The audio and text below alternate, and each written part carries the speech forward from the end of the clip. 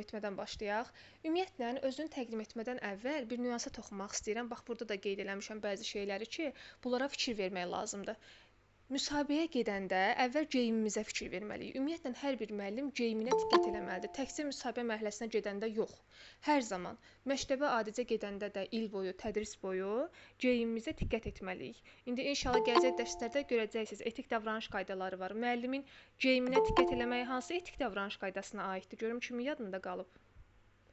Mədəni davranış. Ay, sağ ol, afərin, tamamilə doğrudur. Müəllim mədəni davranış, etik davranış prinsipinə əməl edərək hər zaman geyiminə diqqət eləməlidir. Ələxüsusda müsahibəyə gedən zaman. Geyimimiz necə olmalıdır? Aydın məsələdir ki, ağ saruçka, ağ köynək, qara yubka. Biz onsuz da məktəbə forma geyinirik. Forma çıxıb, bundan sonra elə forma geyinəcəksiniz.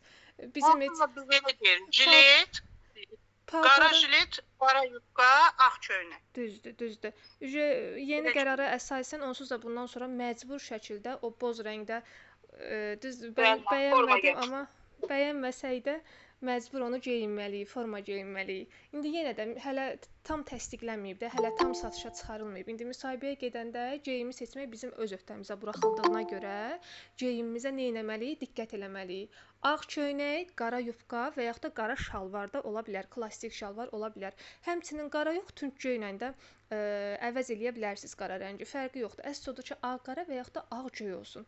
Bir də bir şey də vurğulayım ki, sinəsi çox açıq və yaxud da belə deyim də qısa, ətəyi çox qısa olmaz, dar olmasa, çünki səliqəli formada geyinəsiniz. Yaxşımı? Onsuz da bilirəm ki, dərsimizdə olan bütün müəllimlər bunlara əməl eləyən müəllimlərdir. Heç artıq sözə ehtiyac yoxdur.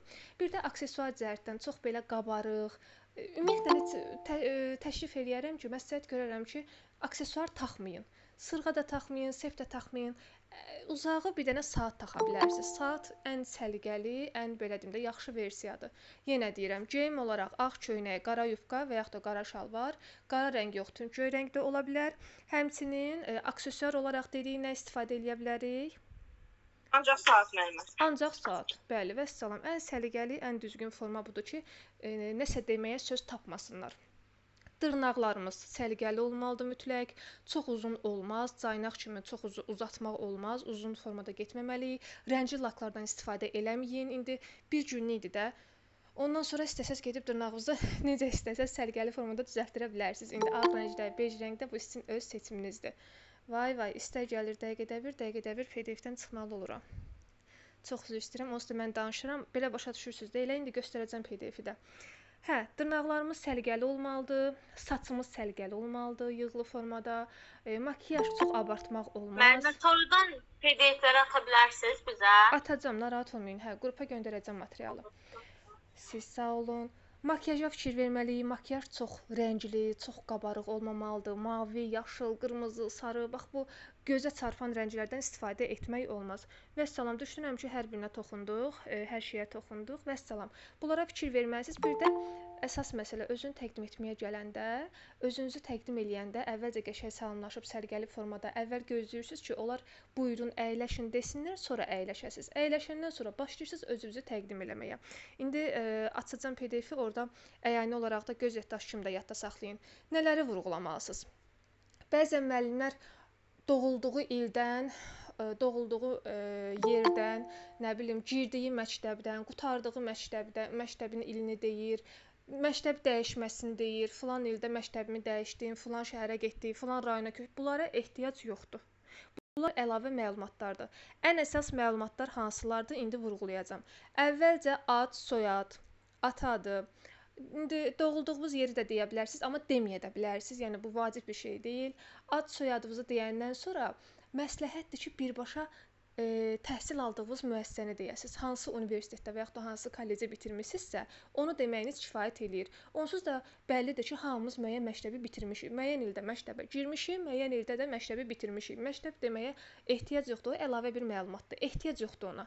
Yenə deyirəm, məsləhətdir ki, ad, soyad, baxın burada da vurğulamışam. Ad, soyad, Təhsil aldığınız müəssisənin adı, filan ildə filan universiteti bitirmişəm, filan ixtisas üzrə təhsil almışam, vəssalam. Ondan sonra da deyirsiniz, filan ildə, filan məktəbdə işə başlamışam, pedaqoji fəaliyyətim bu qədərdir, stajım bu qədərdir, pedaqoji fəaliyyətim boyu filan nailiyyətləri əldə eləmişəm. Baxın, burada yazmışam ardıcıllığı da. Təhsildə qazandığınız, bu pedaqoji fəaliyyət boyu qazandığınız uğurları vurğulaya bilərsiniz. Üstəgəl də, bax, sizə bir biclik öyrədim. Həmişə fikir verin ki, özünüz haqqında məlumat verəndən sonra mütləq şagirdlərə də yönəlik cavablar verin. Mütləq şagirdlərin uğurlarından da danışın. Şagirdlər üzərində hansı uğurlarınız var, şagirdləriniz hansı uğurlar əldə ediblər, hansı yarışlarda iştirak ediblər, şagirdlərlə necə məşğul olursunuz, necə dərs təşkil edirsiniz, onların istəklərini nəzərə alırsınızmı, almırsınızmı? Bax, mütləq şagirdə yönəlik də cavablar verin ki, orada sizin balınızı artırsınlar. Yaxşımı? Yenə deyirəm. Əvvəl dediyi nəyi vurğulamalıyıq? Ad, soyad. Ad, soyaddan sonra dediyi ki, məktəbə, nə bilim, əlavə məlumatlara ehtiyac yoxdur. Filan ildə köçdün, filan ildə məktəbə girdin, filan ildə məktəbə bitirdin. Bunlara ehtiyac yoxdur. Olsa da olar, olmasa da olar. Amma olmasa daha yaxşı olar. Onlar üçün əsas vacib məqamlar nədirsə, nəyə fikir verəcəklərsə, onları vurğulayıram. Yəni, onu deməyiniz, məktəbi vurğuladığınız, belə deyim də, müddətdə, o müddətdən səmərəli istifadə edib şagirdə yönəlik də cavab verə bilərsiniz. Yəni, sizin balınızı artırmaq üçün deyirəm. Deməli, dedik ad, soyad, təhsil aldığınız müəssisənin adı, hansı universiteti bitirmisiniz, kolleci bitirmisinizsə onu, üstəgəl çalışdığınız məktəb, məktəbə girdiyiniz il, pedaqoji fəaliyyətinizin müddəti, stajınızı deyirsiniz. Həmin pedaqoji fəaliyyət boyu qazandığınız uğurlar, bir də şagirdlərinizin uğurları mütləq. Üstəgəl də şagirdə yönəlik qurduğunuz o dərslər haqqında danışırsınız. Mən, nə bilim, pedaqoji fəaliyyətim boyu filan şeylərə fikir verirəm. Daim şagirdlərin maraq istəklərini nəzərə alıram, onları ön planda saxlayıram. Onlara bilik, bacarıq ötürməklə yanaşı şəxsiyyət kimi də düzgün yetişdirməyə çalışıram. Fikir verin. Neynədim? Ancaq şagirdin xüsusiyyətlərini vurğuladım ki, şagirdlərin, belə deyim də, şagirdlərin mənim üçün öncəlik olduğunu vurğuladım ki, nə olsunlar, onlarda bir fikir formalaşsın ki, həqiqətən də bu müəllim necə bir müəllimdir? İnteraktiv dərs təşkil edən müəllimdir. Bu müəllim həqiqətən də şagird yönümlü dərs keçir. Həqiqətən də şagirdlərin fikirlərini nəzərə alır, ancaq özünü düşünmür, dərslərini mühazirə formasında keçmir. Bax, bu kimi nüanslara fikir vermək lazımdır. Yaxşımı? Bura qədər aydındır hər şey. Qaranlıq qalmadı içinə. Xeyr, müəllimə. Aydındır, əla. Qısa, konkret. İndi bir nümunə də göstərim, daha yaxşı başa düşəsiniz. İndi deyərsiniz birdən, ay müəllimə, bəs qısa olmazmı, az olmazmı bu məlumatlar? Yox. Təqribən onsuz da özünü təqdim etmə müddəti 1 dəqiqə, 1,5 dəqiqə olmalıdır. 1,5 dəqiqədən çox olması səmərəsizdir, yəni effektiv bir nəticə verməyəcək. Onlara maraqlı olmayacaq. Nə qədər çox söz yığını, o qədər yaxşı bal demək deyil. Əksinə, az sözdən istifadə edin, az danışın, amma öz danışın, belə deyim də. 1 dəqiqə, 1,5 dəqiqə maksimum vaxt ayıracaqlar sizə özünü təqdim etmək üçün. Baxın, burada da bir nümunə yazmışam. Salam, mən Aysil Məmmədova, bax, ad, soyad. Ondan sonra təhsil müəssisəsinin adını yazıb, 2021-ci ildə Pedaqoji Universitetin filan ixtisasını bitirmişəm. Hazırda filan məktəbdə Azərbaycan dil ədəbiyyat müəllimi kimi fəaliyyət göstərirəm. Pedaqoji fəaliyyətin müddətində şagird yönümlü, fəal təlim metodlarına üstünlük vermişəm. Şagirdlərimin bilik bacarıqlarının inkişafı üçün müasir üsullardan istifadə etmişəm. Peşəkar inkişafımı daim diqqətdə saxlayıram. Bax, özünüzü inkişaf etdirdiyinizi də vurğulayın. Mən özümü daim inkişaf elətdirirəm. Müxtəlif təlimlərə, seminarlara qoşuluram. Müxtəlif sertifikatlar əldə etmişəm. Bax, fikir verin. İştirak etməsəz belə çalışın ki, indi kim iştirak eləməyibsə mənə də yaza bilər. İndi özümüz üçün bir ad taparıq, təyin eləyərik. Onsuz da onlar hardan bilir ki, güya hansı seminar, hansı layihələrdə iştirak eləmisiniz? Həqiqətən o seminar olubmu, olmayıbmı? Amma bir çox seminarlar keçirilir. Qoşulsaz da, qoşulmasaz da onlayn formada bir çox təlimlər, seminarlar təşkil olunur. Bax, onlarda iştirak eləsəz daha yaxşı olar. Kim iştirak edibsə, adını çəksin, yazsın ora.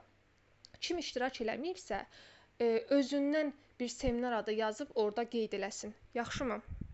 Bu sizə balınızı yuxarı artıracaq bir məqamdır. Ona görə deyirəm ki, yüksək bal qazanmaq istəyirsinizsə, iştirak etdiyiniz hər hansı bir seminar, layihə, təlim varsa, onun da adını çəkə bilərsiniz. Yaxşı. Məsələn, tutaq ki, hər hansı biriniz heç bir seminarda təlimdə iştirak etməmisinizsə, indi mən özümdən deyirəm də. Məsələn, orada yazın ki, mən müxtəlif seminarlarda, təlimlərdə iştirak etmişəm. Məsələn, buna nümunə olaraq inklüziv təhsillə bağlı bir seminar təşkil olunmuşdu. Onu nümunə göstərə bilərəm. Bax, inklüziv təhsilə aid bir seminarda iştirak etdiyinizi vurğulaya bilərsiniz.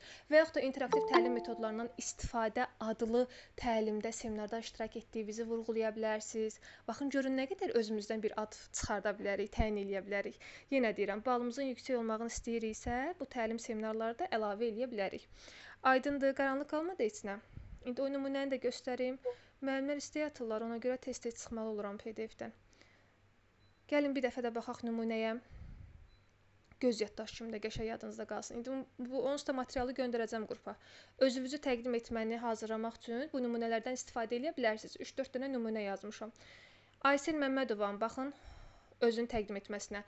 Ad, soyadını dedi, bitirdiyi təhsil müəssisəsini dedi, hal-hazırda çalışdığı məktəbi dedi, üstəgəl pedaqoji fəaliyyəti boyu diqqət etdiyi məqamları vurğuladı, şagird önümlü dərs keçib, müasir təlim metodlarından istifadə edib, üstəgəl də öz inkişafından da danışdı ki, mən həm daim öz inkişafımı diqqətdə saxlayıram, müxtəlif təlim seminarlarda iştirak etmişəm, əldə etdiyim bilikləri dərs prosesində tətbiq etmişəm, şagirdlərin müxtəlif müsabiqə və olimpiyadalarda uğurlu nəticələr əldə ediblər və axırda da vurğulayır ki, mənim üçün müəllimlik ancaq peşə yox, həm də böyük bir məsuliyyətdir. Hesab eləyirəm ki, müəllim hər bir şagirdə fərdi yanaşmalı, onun potensialını üzə çıxarmağa çalışmalıdır. Kurikuluma yönəlik cavablar da verə bilərsiniz. Mən hər zaman, indi şagirdə fərdi yanaşmaq nə deməkdir? Diferensial təlimi həyata keçirmək. Mən hər zaman diferensial təlim həyata keçirməyə çalışmışam. Hər zaman şagirdlərin diqqətini, şagirdlərin fikirlərini diqqətə saxlamaqla şagird yönümlü təlim həyata keçirməyə çalışmışam. Onların potensialını daim üzə çıxarmağa çalışmışam.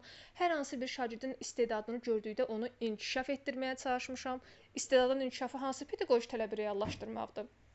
Yadınızda qalıb, yoxsa çıxıb hamısı yadımızdan? Şagird yönümlü işləmə. Ay, sağ ol, afərin. Bax, o termini də əlavə eləyə bilərsiniz ki, şagirdlərimin istedadını üzə çıxararaq, istedadını inkişaf elətdirərək, şagird önümlülük prinsipinə hər zaman əməl etmişəm. Yəni, bir çox məqamları əlavə eləyə bilərsiniz. Aydındır bura qədər hər şey. İndi buna oxşar 2-3 dənə də nümunə yazmışam. Kimə hansı xoşdursa, cümlələr, kim hansını bəyənsə, ondan istifadə edib özünü təqdim etməsini yaza bilər. Aydındır bura qədər hər şey. Özünü təqdim etməklə bağlı qaranlıq bir məqam qalmadı sizdə. Yaxşıdır hər şey. Tez-tez danışmıram. Tez-tez danışıram deyəsən. Yox, müəllimə, yaxşıdır hər şey. Yaxşıdır. Əla. Bəli, bəli. Orada sürətinizə də fikir verərsiniz. Normal templə danışarsınız, tələsmərsiniz, yaxşımı? Tələsmərsiniz qəti. Səbirli, təmkinli şəkildə özünüzü təqdim eləyərsiniz, həyəcanlanmadan. Özünüz də görürsünüz ki, burada çətin bir şey yoxdur. Ad, soyad, bitirdiyiniz təhsil müəssisəsinin adı, hal-hazırda çalışdığınız məktəb, pedaqoji stajınız, bu pedaqoji fəaliyyət boyu belə deyim də, istifadə etdiyiniz üsullar, metodlar, şagirdlərinizə diqqət etdiyiniz o məqamlar, yəni bir çox şeyləri vurğulayıb özünü təqdim etmənizi yekunlaşdıra bilərsiniz. Yaxşı, aydındırsa, keçək indi digər diqqət etməli olduğumuz məqamlara, psixoloji suallara.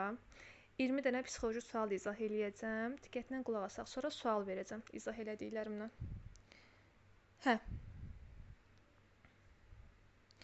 Özünü təqdim etməni bildik. İndi görək digər məqamlarda, digər sualların öhdəsindən necə gəlməliyik.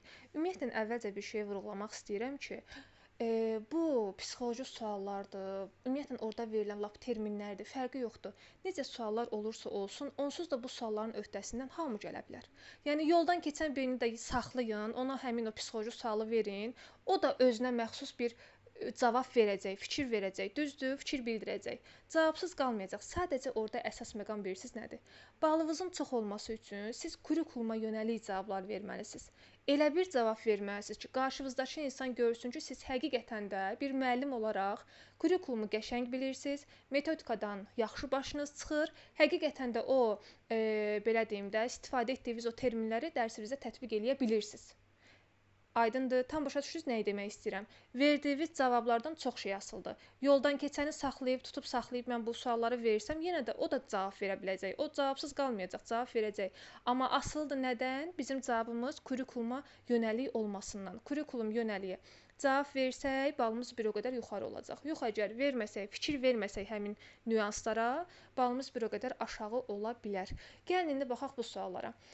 Məsələn, sual veriblər bizə ki, müəllimlik sənətinin digər peşələrdən üstün cəhəti nədir? Bir çoxunuz şəxsi fikirlərinizi bildirə bilərsiniz. Yəni mən burada bunları yazmışam deyə məcbur deyilsiniz sırf bunları əzbər danışmağa. Yox. Kim necə yadda saxlamaq istəyirsə, o cür yadda saxlaya bilər. Əlavələrin eləyə bilər. Kimin əlavəsi varsa, səsi açıb fikir bildirə bilərsiniz. Sərbəstsiz. İndi deməli, bu sual əvvəl ikinci suala baxaq. Birinci sual özünü təqdim etməkdir. Bunu izah edin. Bilmə, suallar görünmür ha ekranda. Niyə görünmür? Xeyr, elə birinci sual qalıb təqdimat. Təqdim etmə.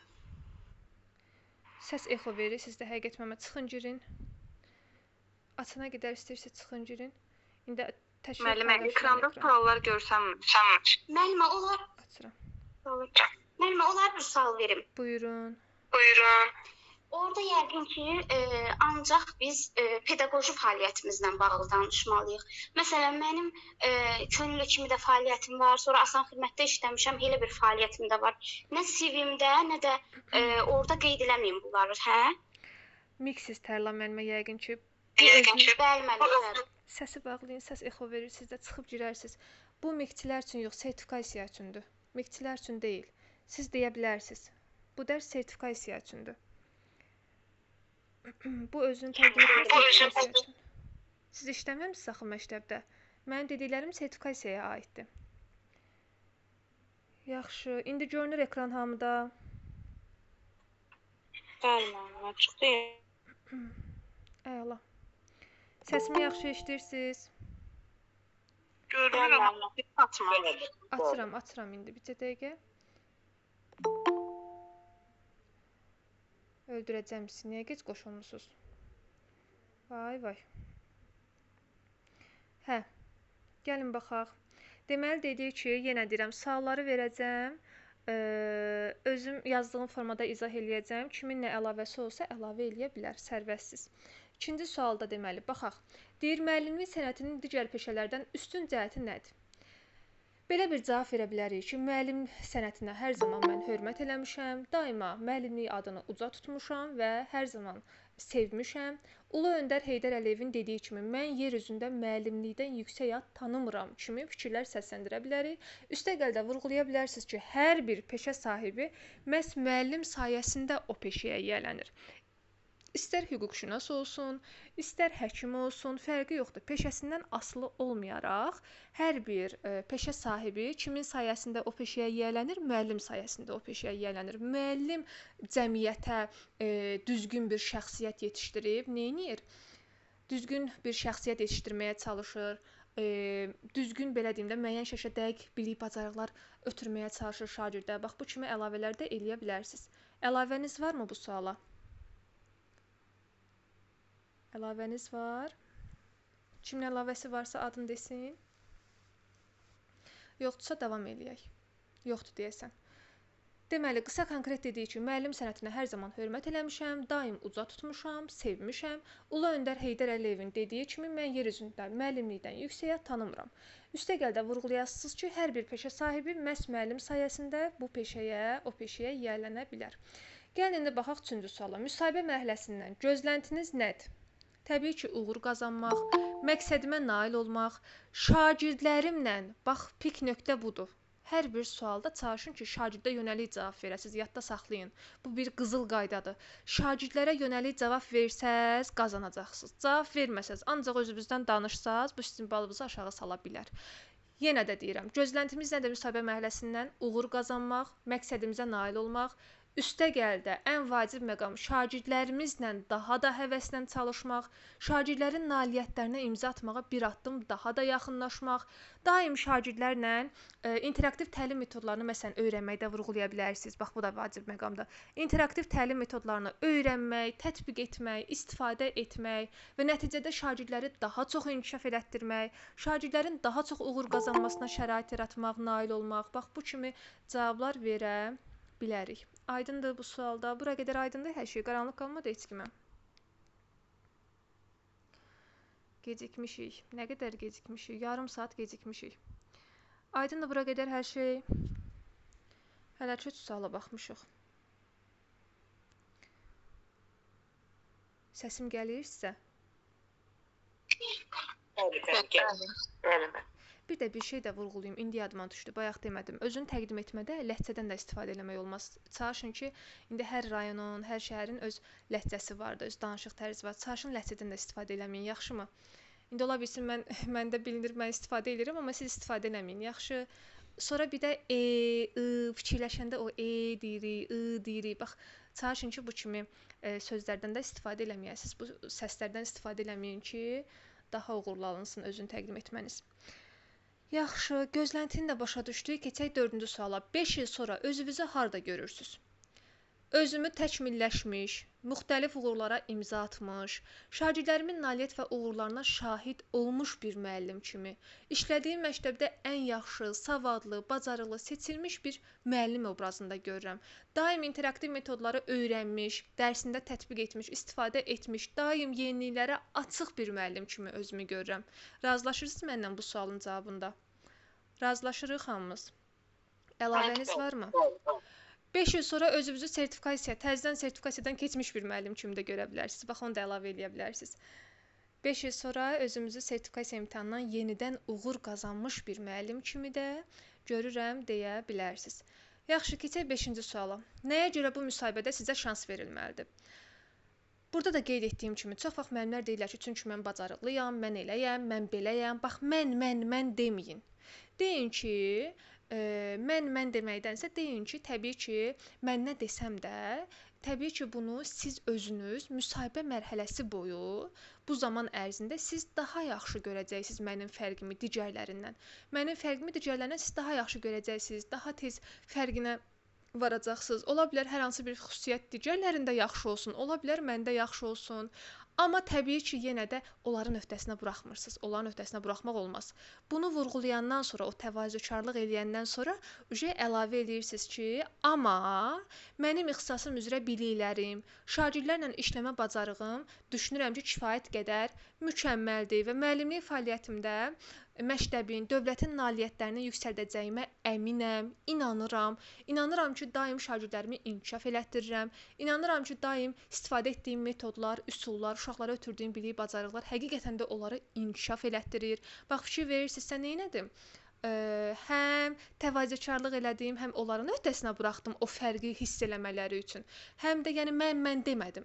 Həm də ən sonda əlavə olaraq istifadə etdiyim metodları üzə çıxararaq, yenilikləri tətbiq etdiyimi üzə çıxararaq nə etdim?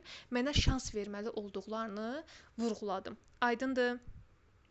Bu sualın da cavabı tam başa düşüldü. Qaranlıq qalmadı heç nə.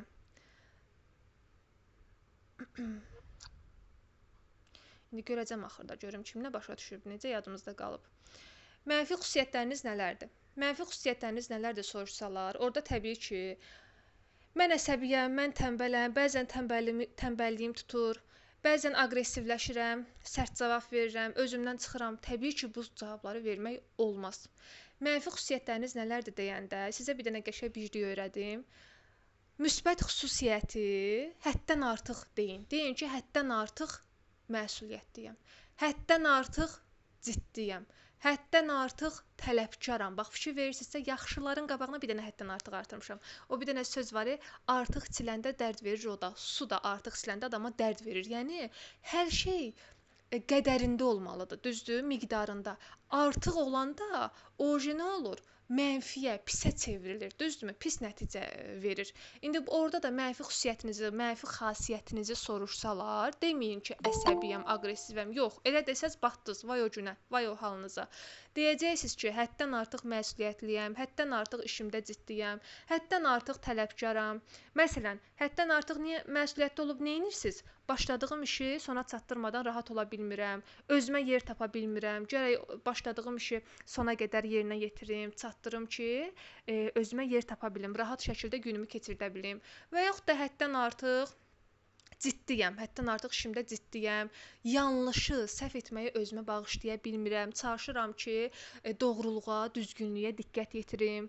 Ona görə də işimə daim ciddi yanaşıram. Bax, bu kimi məqamları vurğulaya bilərsiniz. Keçən dəfə bir dərsimizdə bir müəllimimiz var idi, Vüsalə müəllimə. Vüsalə müəllimə burdadır. Səhv eləmirəmsə qoşulmayıb. O dedi, həddən artıq tələbkaram demək olarmı? Bəli, tələbkaram da demək olar. Həddən artıq tələbkaram. Amma orada əlavə olaraq siz nəyi vurğulamalısınız? Tələbkaram deyəndə, indi bilmirəm sizin ağlınıza gəlirmi, yoxsa yox, amma düşünürəm ki, orada məncə birdən ağıllarına gələr ki, tələbkarsınızsa, onda uşaqları cəzalandıra bilərsiniz, onların üstlərinə çox gedə bilərsiniz, çox ciddi yanaşa bilərsiniz. Bax, bunları fikirləşməmələri üçün o dəqiqə elə bir şey adamın ürəyinə gəlir, bəli. Ay, sağ ol, istər-istəməz adamın ürəyinə gəlir ki, bu insan bəli, istər-istəməz adamın ürəyinə gəlir ki, bu insan həddən artıq tələbkardırsa, onda uşaqları incidə bilər, üstlərinə qışqıra bilər, cəzalandıra bilər. Ona görə də həddən artıq tələbkaram deyəndən sonra əlavə eləyin ki, həddən artıq tələbkaram, amma təbii ki, hər zaman bir müəllim olaraq demokratik üslubda, avtoritar yanaşma ilə yox, demokratik üslub sərgiləyərək, proaktiv yanaşma göstərərək şagirdlərimdən lazımi belə deyim də bacarıqları tələb etməyi bacarmışam hər zaman, tələb etməyə önəm vermişəm. Hansı üslubda? Demokratik üslubda. İnşallah gələcək dərslərimizdə bu terminləri izah edəcəm ki, bunlardan qəşəng istifadə edəsiniz cavablarınızda. Nə qədər çox istifadə eləsəz, əlavə eləsəz, balınız bir o qədər yenə deyirəm, yüksək olacaq. Demokratik üslub nədir? Demişdik, iki üslubumuz var. Bir var demokratik, bir də var avtoritar. Demokratik nə idi? Demokratik üslub göstərən müəllim şagird yönümlü müəllim idi. Yəni hər zaman şagirdin marağını, istəyini nəzərə alırdı, qışqırmır, cəzalandırmır, şagirdlərə məsləhət verir, nəsə lazım olanda, nəsə istəyəndə onlardan xahiş eləyir. Yəni normal şəkildə onların fikirlərini nəzərə alaraq şəxsiyyət kimi onlara hörmət eləyir. Avtoritar yanaşma göstərən müəllim isə demişdik ki, müəllim mərkəzli yanaşmadır, ancaq öz dediklərini belə deyim də möhkəmləndirir, şagirdlərin fikrini nəzərə almır, nəsə olanda uşaqların üstünə qışqırır, cəzalandırır. Şagirdlərə əmr eləyir. Bir var ki, nəsə istəyəndə xahiş eləyəsən. O xahiş dedik hansı üslubdur? Hansı üslubdur xahiş? Demokratik. Ay, sağ ol, demokratik. Amma bir də var ki, nəsə istəyəndə əmr eləyirəm. Bunu eləməlisən, tapşırıram. Bu əmr eləmək hansı üslubdur? Avtoritar. Bəli, dediyim müəllim hansı üslubda olmalıdır? Uşaqlardan nə isə tələb eləməlidir? Demokratik üslubda. Hansı yanaşma göstərməlidir? Bax, iki cür yanaşmamız var, yadda saxlayın. Proaktiv, bir də reaktiv. Proaktiv müəllim düzgün yanaşma göstərən müəllimdir, yaxşı müəllimdir, belə yadda saxlayın. Reaktiv müəllim isə avtoritar yanaşmaya bənzəyir, müəllim mərkəzli yanaşma göstərən müəllimdir. Yəni ancaq özünü öncəlikdə qoyur. Şagird onun üçün öncəlik deyil. Aydındır? Proaktiv müəllim hər zaman hazırlıqlı müəllimdir. Hər zaman B planı var. Hər hansı bir problemlə rastlaşanda əvvəlcədən fikirləşib planın qurub gəlir dərsə, problemlə rastlaşanda öhdəsindən gələ bilir. Amma reaktiv müəllim isə plansız müəllimdir. Hər hansı bir problemlə rastlaşanda qışqıraraq, cəzalandıraraq, özündən çıxaraq məsələni həll etməyə çalışır. Heç B planı olmayan müəllimdir. Aydındır? Bura qədər başa düşdük hamısını. Tam başa düşdük. Mənfi xüsusiyyətiniz nələrdir? Sualına da cavab verdik. Sonra sizcə əsl müəllim necə olmalıdır? Yenə deyirəm, bax bu cavablar belə deyim də belə deyə də əzbərləyə də bilərsiniz, əzbərləməyə də bilərsiniz. Yəni məcbur deyilsiniz sırf mənim yazdığım kimi öyrənməyə dərsi. Yenə deyirəm, əlavələriniz varsa eləyə bilərsiniz. Kimin öz şəxsi fikri varsa, əlavəsini eləyib öyrənə bilər. Sizcə əsl müəllim necə olmalıdır? Təşkilatçı olmalıdır, peşəkar müəllim olmalıdır. Ən əsas məsuliyyətli, cavabdeh, geyiminə diqqət yetirən, indi bir çox əlavələr eləyə bilərik. Bu cür olmalıdır və hər bir müəllim hər vəziyyətdən belə deyim də, çıxış yolunu tapmağı bacarmalıdır. Yəni bir dənə də qəşəng termin əlavə eləyək, bayaqları izah elədim. Hansı termin əlavə eləyə bilərəm bura? Proaktiv. Ay, sağ ol. Yəni hər bir müəllim proaktiv yanaşma göstərməyə bacarmalıdır. Demokratik üslubda dərsini keçməlidir. Hər bir şagirdi düşüncə tərzinə görə hərəkət etməlidir. Yəni ki, hər bir şagirdin fikirlərini, maraq istəklərini, müxtəlifliyini nəzərə almalıdır. Müxtəlifliyi nəzərə almaq biz bilirik ki, pedaqoji tələblərdən hansına aiddir? Bir dənə də termin əlavə eləyək. Bərabər imkanlar. Ay, sağ ol. Afərin Zəhra mənə. Bəli. Şagirdlərin müxtəlifliyini nəzərə alaraq bərabər imkanların yaradılması tələbinə əməl etməlidir. Bax bu cür cavablar verə bilərik, əlavələr eləyə bilərik. Aydınca keçək 8-ci suala. Şagird ev tapşırığını yerinə yetirməyibsə nə edərsiniz? Əgər ev tapşırığını başa düşməyibsə, köməklik göstərərəm. Bir daha bu halın olmamasını tapşırıram və ev tapşırığını bilib eləməyibsə, valideyni ilə əlaqə saxlayaram. İndi mən bax burada 2 dənə cümlə yazmışam, düzdür? Bu 2 dənə cümləyə baxıb, bayaqdan danışdıqlarımızdan istifadə edib çoxlu əlavələr eləmək olar. Terminlər əlavə eləmək olar. Başa düşməyibsə köməklik edərəm. Nə deməkdir? Müəllim burada hansı bacarığını sərgiləyir? Köməklik eləmək, istiqamət vermək, yol göstərmək. Kimin yadında qalıb? Hansı bacarığı müəllim burada üzə çıxardır? Fasilitasiya. Sağ ol. Bəli, fasilitasiya bacarığını önə çıxardır. Fasilitator müəllimdir bu müəllim. Onda əlavə eləyirik. Başa düşməyibsə köməklik edərəm. Hər bir müəllim fasilitasiya bacarığına əsaslanaraq şagirdə başa düşmədiyi hər hansı bir nüans olanda şagirdinə yol göstərməlidir, köməklik göstərməlidir, istiqamət verməlidir. Bir daha bu halın olmamasını tapşırıram. Daim nəzarətdə saxlayaram. Çünki fasilitator müəllim daim şagirdini müşahidə etməli, dinləməli və ona yol göstərməlidir, istiqamət verməlidir. Ardıca deyirik ki, əgər şagird ev tapşırığını bilib etməyibsə, bu zaman valideyni ilə əlaqə saxlayaram, səbəbini araşdıraram. Çünki valideynə övladı haqqında məlumat vermək kimin nə idi? İndi hüquq vəzifələr dərsinə getdim. Müəllimin vəzifəsi. Ay, sağ ol, afərin. Çünki valideynə övladı haqqında, onun dərsləri haqqında, dərsə davamiyyəti haqqında məlumat vermək müəllimin bir vəzifə borcudur. Həmçinin müəllimlə valideyn əməkdaşlığı da tədris boyu şərtdir. Valideynlə əməkdaşlıq nə idi? Müəllimin nəyi idi? Görüm yadda qalıb. Hüquqdur yoxsa vəzifədir? Ay, sağ ol. Bəli, demişdik, onu necə yadda saxlayın? Əməkdaşlıq canlı ilə canlı arasında vəzifə olur, cansızla canlı arasında hüquq olur. İstəkdən asılı olur. Amma canlı əməkdaşlığı həmişə vəzifədir, həmişə. Müəllim istər müəllim valideyn olsun, istər valideynlə direktor olsun. İndi bəzən məntiqlə fikirləşəndə müəllimlər deyirlər ki, valideynlə direktor əməkdaşlıq eləməyə də bilər də. Yox. Məntiqlə fikirləşməyin, qaydanı yadda saxlayın. Canlı ilə canlı deyirsə sizə, bu vəzifədir hər zaman.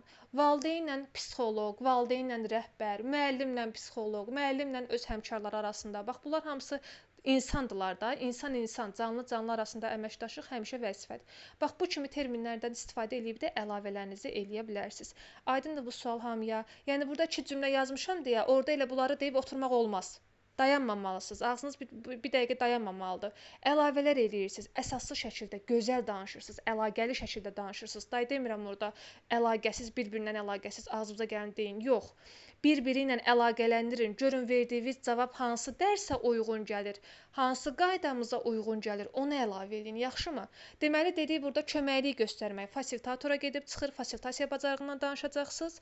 Üstəgəl də bilib eləməyibsə tapşırığı valideynlə əməkdaşlıq, valideynlə də əməkdaşlıq o dəqiqə hüquq vəzifə ağlımıza gəlir. Aydındır? Və təbii ki, bir dənə də dərsdən əlaqələndirə bilərik. Müəllim-şagird, müəllim-valideyn münasibətləri. Yadınıza gəlir, deyirdim ki, müəllim-valideynə birbaşa şikayət bildirməməlidir. Bax, bunu da yadda saxlayın, bunu da vurğulayaq. Vacib qaydalardan biridir. Müəllim-valideynlə əlaqə saxlayanda, əməkdaşlıq eləyəndə pozitiv ünsiyyət qurmalıdır. Yəni, o dəqiqə yığıb demək olmaz, sənin uşağın tapşırığı yerinə yetirməyib. Yox. Əvvəl müsbətini vurğulamalıyıq.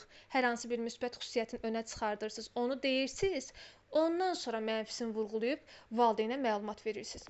Yəni, valideynə şikayət etmək, valideynə xəbərdarlıq etmək, bax, bu kimi sözlərdən istifadə etmək olmaz, yanlış yanaşmadır. Aydındır. Amma valideynə şagirdin irəliləyişləri haqqında məlumat vermək, bax bu doğru cümlədir, doğru yanaşmadır. Bura qədər tam başa düşdünüz, qaranlıq qalmadı heç kimə. Allah bilir orada nə iş görürsüz. Qulaq asırsınız mənə? Bəli. Bəli, müəllimə qulaq asın. Qulaq asırsınız, əla. Yaxşı. Gəlin keçək 9-cu suala. Fərqində olmadan sinifdə çobul söz işlədirsiniz, nə edərsiniz?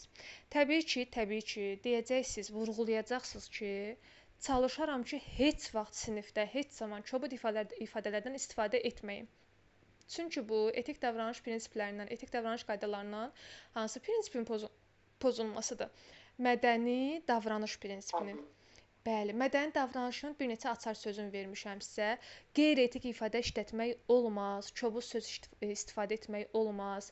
Müəllim geyiminə diqqət eləməlidir, səbirli, təmkinli olmalıdır, bir də tənqidə açıq olmalıdır. Yəni iradları qəbul etməyi bacarmalıdır. İndi burada da təbii ki, vurğulayasınız ki, sinifdə heç vaxt çobul sözlərdən istifadə çalışaram ki, eləməyim. Çünki hər bir müəllim mədəni davranış, etik davranış prinsipinə əməl etməlidir.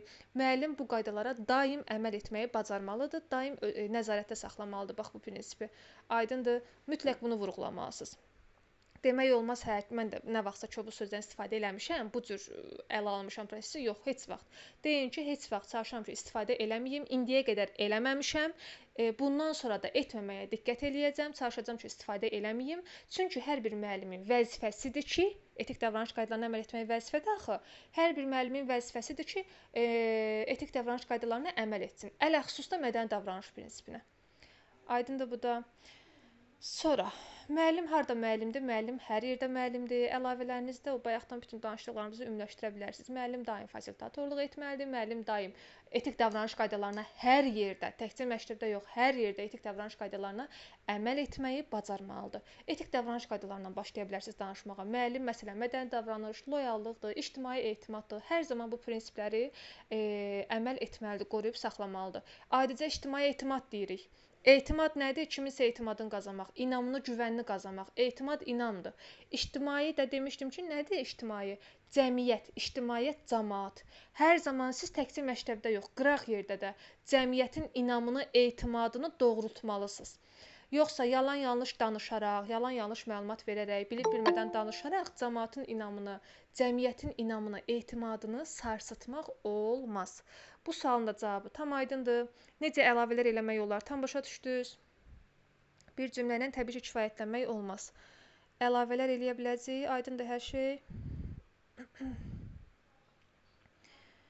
Yaxşıdırmı? Müəllimə, bir dənə olar sual verin. Bu dərsə sonra qulaq asa bilərik, baxa bilərik. Bəli, qayd eləyirəm. İndi YouTube-da yükləyib göndərəcəm qrupa. Dərsdən sonra. Material da göndərəcəm, video izahı da göndərəcəm. Yaxşı, gəlin davam eləyək. 10 dənə suala baxdıq. 20-yə çatdıraq məncə heç olmasa.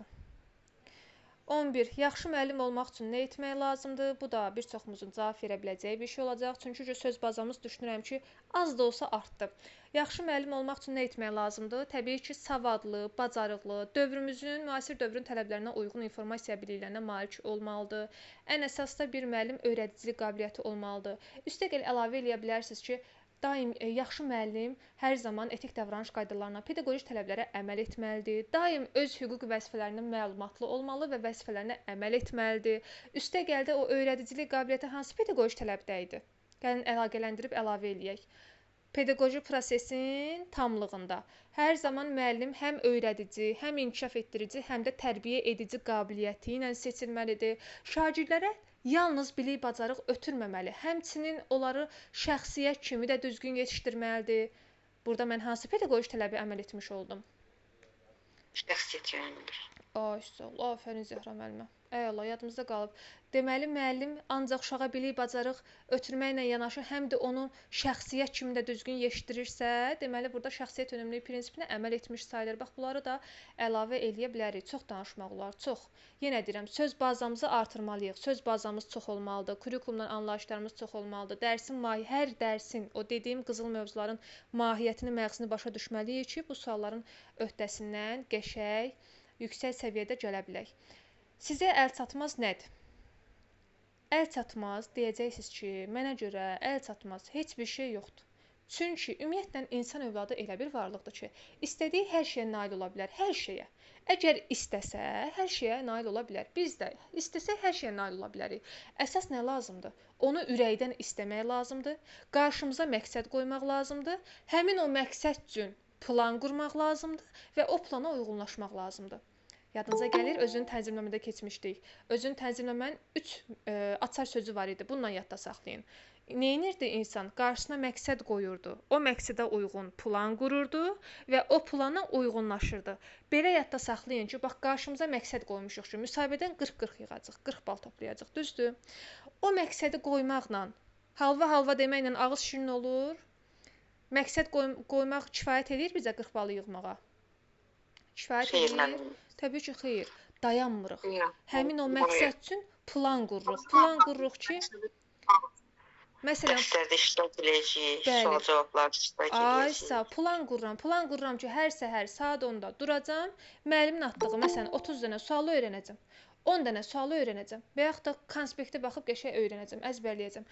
Bax, bu nədir? Plandır. Planımı qurdum. Hər səhər qəşəng bu günlük qururam, saat 10-da durub filan şey eləyəcəm. Amma eləyəcəm deməklə də, təkcə plan qurub, qırağa atmaqla da o məqsədə çatmış sayılıram. Hələ çatmış sayılmıram. Deməli, nə lazımdır? O plana əməl etmək lazımdır, uyğunlaşmaq lazımdır. Deməli, 3 açar sözü yadda saxlamalıyıq. İnsanın məqsədi olmalıdır, o məqsədə uyğun plan qurmalıdır və üstəgəldə planı qurub qırağa atmaq da olmaz. Həmin plana uyğunlaşmalıdır, əməl etməlidir. Aydındır bura qədər hər şey. İndi sizə də desələr ki, sizə görə əl çatmaz nədir? Deyəcəksiniz ki, mənə görə əl çatmaz bir şey yoxdur. Çünki hər bir insan əgər hər hansı bir istəyi varsa, hər hansı bir şeyi ürəkdən istəyirsə, həqiqətən də çox istəyirsə, bu zaman həmin istəyinə çatmaq üçün qarşısına məqsəd qoymalıdır. Həmin məqsədə uyğun bir plan qurmalıdır və o plana uyğunlaşmağı bacarmalıdır. Aydındır? Və təbii ki, bu yol həmin o məqsədə çatmaq üçün irəlilədiyi yolda qarşısına çıxan problemlərə sinə gərməlidir. O problemlərin öhdəsindən də gəlməyi bacarmalıdır. Aydındır? Başa düşdük bu sualın cavabını da. Düşünürəm ki, öhdəsindən gələcək. Müəllim sinfi sakitləşdirmək üçün hansı qabiliyyətə malik olmalıdır? Sinfi sakitləşdirmək üçün təşkilatçılıq qabiliyyətinə malik olmalıdır. Üstəgəl də siz bunu hansı dərslə əlaqələndirirəm mən? Sinfin idarə olunması. Müəllimin hansı bacarığı olmalıdır sinfi sakitləşdirmək üçün, uşaqları ələ almaq üçün? İdarə etmə bacarığı olmalıdır. Bax, mən hər zaman deyirəm, müəllimin dərsi keçmək bacarığı ayrıdır. Bax, bu bacarıqlar arasında yerlə göy qədər fərq var. Ona görə bax, bunları ayırd eləməyi bacarmalısınız. Müəllimin dərsi keçmək bacarığı ayrıdır. Ola bilər ki, siz getmişsiniz MİQ imtahanına sertifikasiyadan 60 bal yığmısınız, MİQ-dən 100 bal yığmısınız, dərsinizi çox gözəl şəkildə izah eləyirsiniz. Qəşəng keçirsiniz dərsi. Amma digər ki, uşaqları ələ ala bilmirsiniz. Deməli, sizin hansı bacarığınız zəifdir? Bax, dərs keçmə bacarığınız qəşəngdir, əladır. Yüksək, 100%. Amma sinfi idarə etmə bacarığı zəifdir, aşağıdır. Deməli, bax, bu bacarıq arasında yerlə göy qədər fərq var. Bu bacarıqlar ayrı-ayrı bacarıqlardır. Tam başa düşdük bu bacarıqlar arasındakı fərqi. Kimə qaranlıq qaldı? Aydındır. Yenə deyirəm, bir var dərs keçmə bacarığı. Ola bilər ki, qəşəng yüksək nəticə əldə eləmisiniz, dərsinizi çox gözəl şəkildə hamıdan qəşəng keçirsiniz. Dərs keçmə metodunuz əladır, superdir. Uşaqlar qəşəng bənimsəyirlər dərsi. Bu dərs keçmə bacarığıdır. Amma bir də var ki, uşaqları idarə etmə bacarığı. Ola bilər ki, siz sinifdən çıxan kimi sinif dönür qarğa bazarına. Hamı aləm dəyir bir-birinə. Hamı başlayır xor dərnəyi kimi yerdən danışmağa, qışqırmağa, ələ ala bilmirsiniz uşaqları. Deməli, burada sizin hansı bacarığınız zəifdir? İdarə etmə bacarığınız. İndi deməli, sinfi sakitləşdirmək üçün bizim hansı bacarığımız olmalıdır? Hansı qabiliyyətimiz olmalıdır? Etmə qabiliyyəti. Sinfi idarə etmə qabiliyyəti. Sinfi idarə etmə bacarığı olmalıdır hər bir müəllimin. Vəssalam. Bu ki sizin yadınıza düşdü. Bax, bu sualı verəndə. Bu ki sizin yadınıza düşdü. Bundan sonra su kimi o, belə deyim də, arxası özü gələcək. Necə? İdarə etmədən danışırıqsa, onda başlayacaq idarə etmədən danışmağa ki, müəllim ilin əvvəlində şagirdlər üçün gözlənti təyin eləməlidir. Əgər uşaqlar o gözləntilərə əməl etməyiblərsə, qayda tərtib etməlidir. Daha sonra qayda tərtib edəndən sonra təbii ki, kifayətlənmək olmaz. Həmin o qaydanın həyata keçirilməsi üçün proseduru uşaqlara öyrətməlidir. məşq etdirməlidir, möhkəmləndirməlidir ki, uşaqlar il boyu belə deyim də, öz davranışlarına nəzarət edə bilsinlər, özlərini yaxşı aparsınlar və nəticədə də müəllimin sinfi sakitləşdirməyinə ehtiyac qalmaz. Əgər müəllimin idarə etmə bacarığı yaxşı olarsa, dediyim nüanslara, xüsusiyyətlərə fikir verərsə, təbii ki, sinfi sakitləşdirməyə gərək qalmayacaq. Aydındır? Deməli, idarə etmə bacarığı yüksək olmalıdır ki, bu kimi problemlərlə rastlaşmayaq.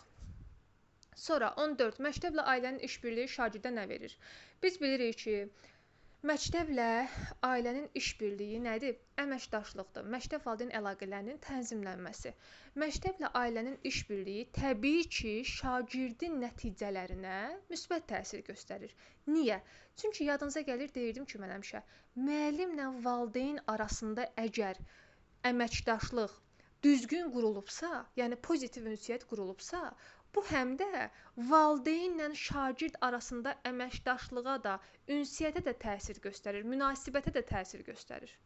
Məsələn, tutaq ki, bir müəllim kimi valideyn iclasında uşağın nəticəsini, aşağı nəticəsini hamının içərisində desək, pis xüsusiyyətini, şikayəti hamının içərisində bildirsək, təbii ki, valideyn məktəbdən uzaqlaşacaq.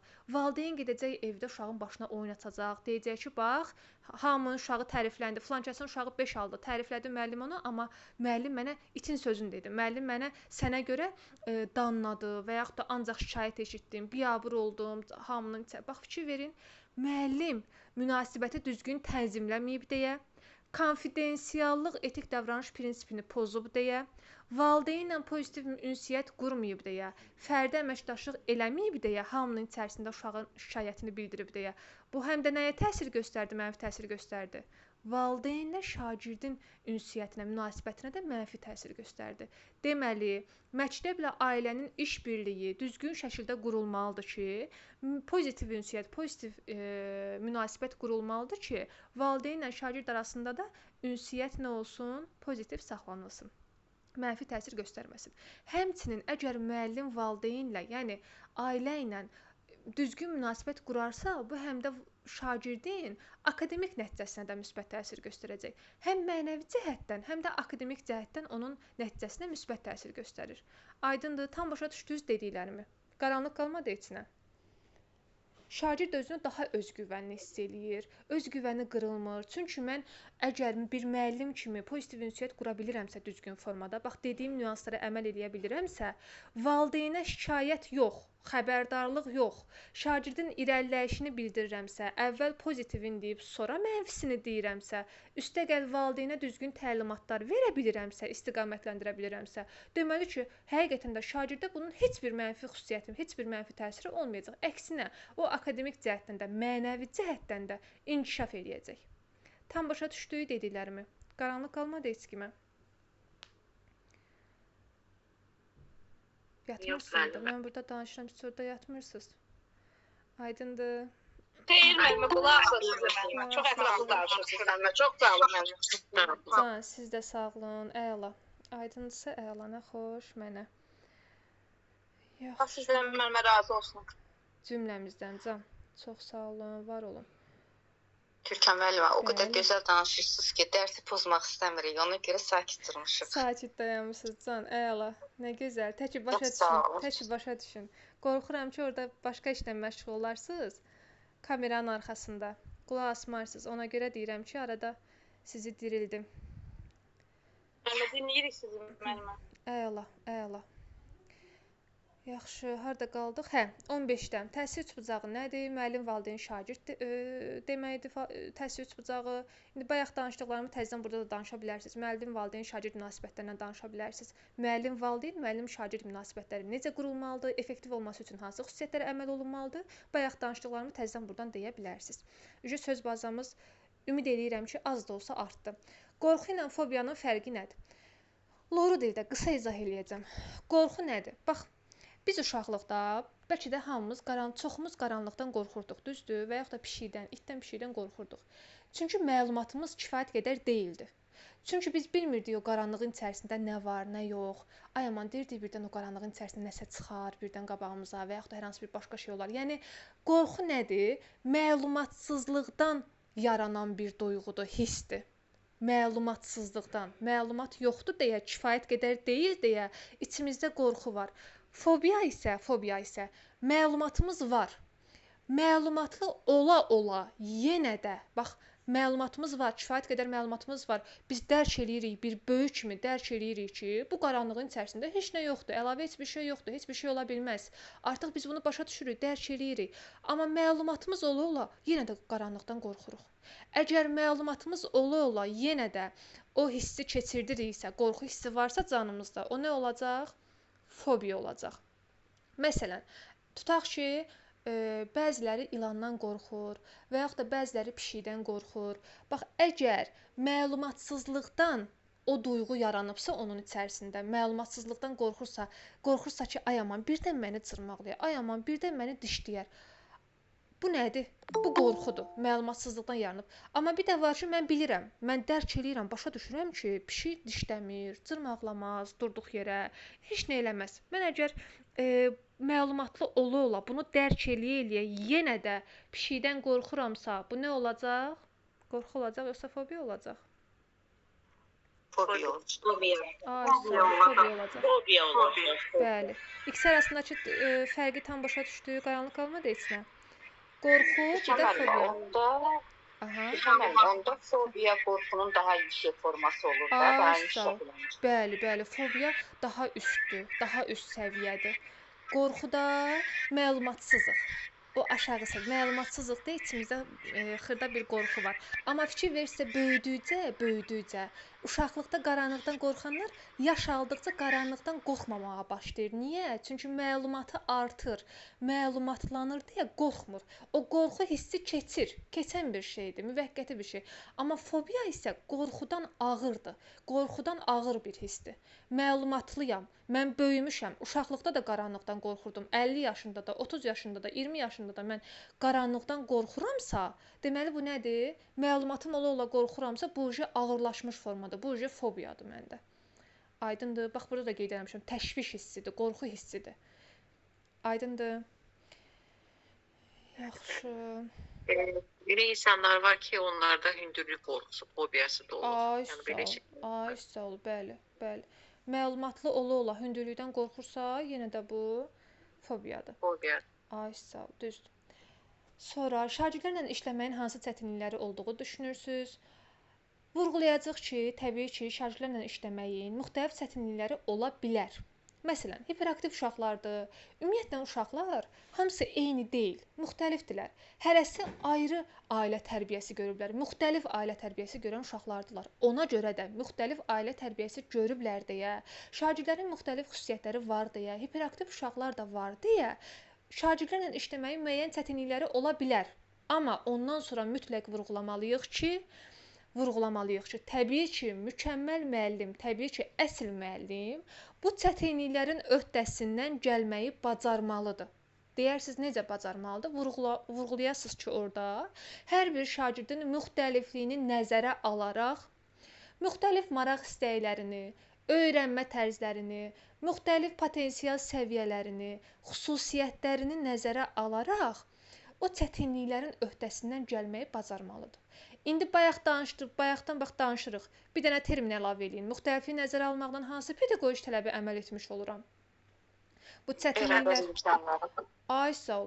Deməli, çətinliklərin öhdəsindən gəlmək üçün bərabər imkanların yaradılması pedaqoji tələbinə əməl etmək lazımdır, deyə bilərəm. Aydındır?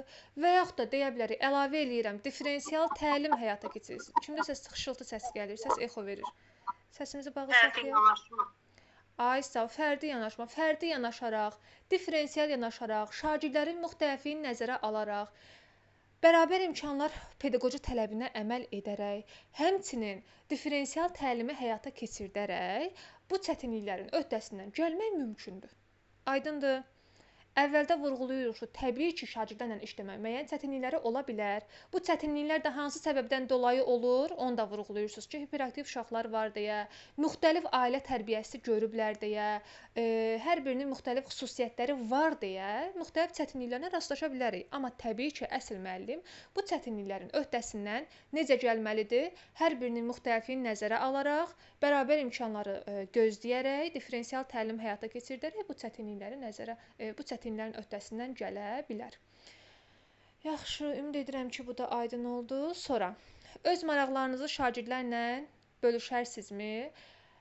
Öz maraqlarımı şagirdlərlə bölüşərəm, amma təbii ki, əgər həmin o maraqlarım, həmin o şəxsi həyatımdan o təcrübəm, şəxsi həyat təcrübəm mövzuma uyğundursa, həmin günkü, həmin dərsdəki mövzuya uyğundursa, sinifin səviyyəsinə uyğundursa, şagirdlərin yaş xüsusiyyətlərinə uyğundursa, təbii ki, maraqlarımı, şəxsi həyat təcrübələrimi şagirdlərlə bölüşmək olar, bölüşə bilərəm. Razılaşırıq bu cavabla. Kimisə əlavəsi və yaxud da fikri varmı? Yoxdur. Bax, yenə deyirəm, maraqlarımızı əgər sorsalar ki, siz öz şəxsi həyat təcrübənizi, hər hansı bir maraqlarınızı şagirdlərlə bölüşərsinizmi? Bəli, bölüşərəm. Amma diqqət etmək lazımdır ki, mənim o uşaqlarla bölüşdüyüm maraq, uşaqlarla bölüşdüyüm şəxsi həyat təcrübəm mövzumuza, məqamına, mövzuya uyğun olsun və həmçinin şagirdlərin yaş xüsusiyyətlərinə uyğun olsun. Aydındır? Müəllimə deyə bilirəm mən fikrimi. Bəli, buyurun. Axşamınız xeyir. Axşamınız xeyir. Deməli, məsəl üçün belə eləmək olar ki, yuxarı siniflərdə, 9-11-ci siniflərdə öz maraqlarını paylaşmaq üçün mən qeyd edə bilərəm ki, mən buraxılış imtahanına hazırlaşarkən bu metodlardan istifadə eləmişəm, daha yaxşı olub, daha səmərəli olub. Yəni, maraqları bölüşmək ancaq bu formada ola bilər də.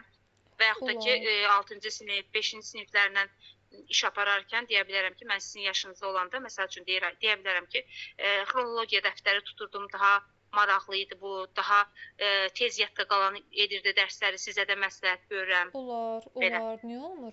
Siz nümunə gətirirsiniz, olar. Bax, bunları vurğulayandan sonra mövzuya uyğun, uşaqların yaş xüsusiyyətlərinə uyğun olmalıdır deyəndən sonra elə istifadə etdiyiniz həmin o nümunələrdən birini çəkə bilərsiniz. Olar, niyə olmur? Olar, düzgündür. Əla. Yaxşı, siz sağ olun. 19. Şagird sinifdə sizə qışqırsa, cavab qaytarsa, nə edərsiniz? Bax, burada əgər sizə qışqırıbsa, cavab qaytarıbsa, deməli, burada dərsi pozub, düzdür? Dərsi pozubsa, mən hansı dərslə əlaqələndirə bilərəm? Bax, bayaqdan danışdıqlarımızdan bir dənə ümumiləşdirin. Sinifin idarə olunmasına bənzəyir. İdarə olunmasına bənzəyir. Deməli, burada nə etməliyik? Təbii ki, dərsi pozmamaq üçün yadda saxlayın. Əgər hər hansı bir şagird lap üstünüzə qışqırmasın, başqa bir davranışla dərsi pozsun, fərqi yoxdur. Davranış pozuntusu olanda dərsi pozmamaq məqsədi ilə əvvəlcə qeyri-verbal şəkildə uşağa xəbərdarlıq etməlisiniz, bildirməlisiniz. Qeyri-verbal.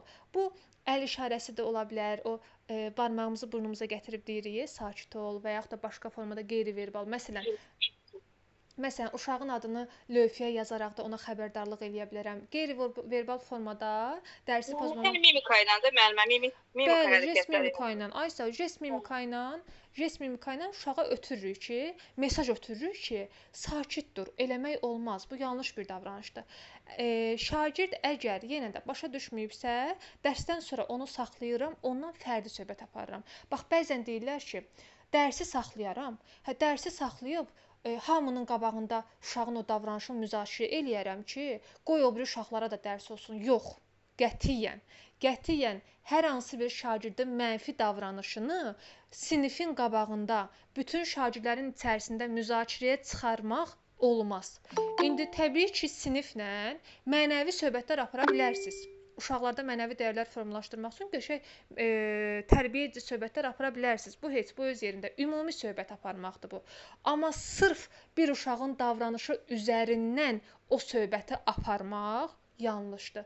Ona görə də əvvəlcə nə etməliyik? Həmin uşaqla fərdi söhbət aparmalıyıq, fərdi dəstək göstərməliyik. Ümumiyyətlə, səbəb araşdırmalısınız əvvəl. Görəsən bu uşaq mənim üstümə niyə qışqırır? Görəsən bu uşaq niyə özünü idarə edə bilmir? Niyə bu mənfi davranışı sərgiləyib? Heç qışqırmaq olmasın, başqa bir mənfi davranış olsun. Əvvəl səbəb araşdırmaq lazımdır. Niyə uşaq bu mənfi davranışı sərgiləyib, nə səbəb olub buna?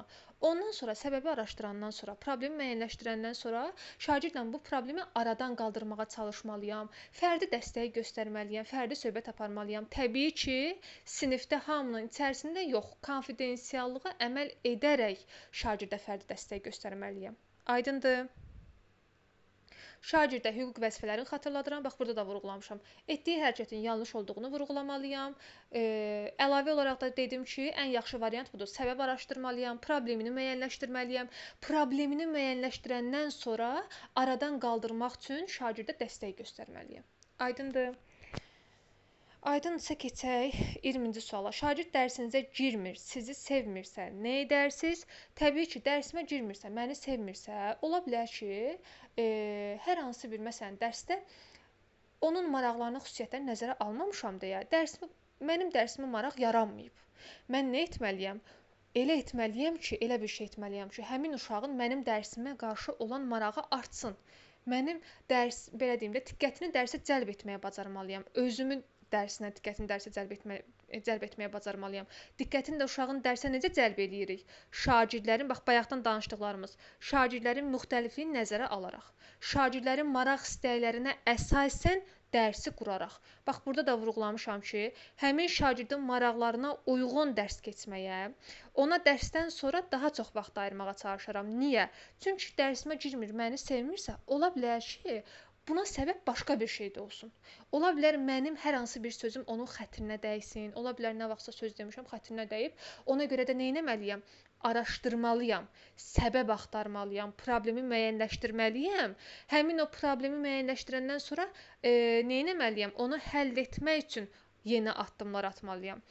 Bax burada da qeyd eləmişəm ki, niyə məndən xoşu gəlmədiyini araşdıraram və o yöndə addımlar atmağa çalışaram. Və təbii ki, ən əsası da şagirdin maraq istəyinə uyğun dərs keçməyə çalışaram ki, şagirdin mənim dərsimə olan marağı, diqqəti artsın və mənim dərsimdə aktiv iştirak eləsin. Razılaşırıq məndən? Tam başa düşdük? Bəli, müəllimə. Qaranlıq qalmadı içinə. Kaydımız 1 saat olub. 1 saatdan sonra mənim telefonumda bilmirəm problem var. Kayd dayanır. İstəyirəm ki, dayanmadan tez mən bunu saxlayım, yoxsa silinsə dəli olacam. Hədərə gedəcək, boşa gedəcək. Kaydı saxlayaq. İndi sual verəcəm. Görüm kimə nə qaranlıq qaldı.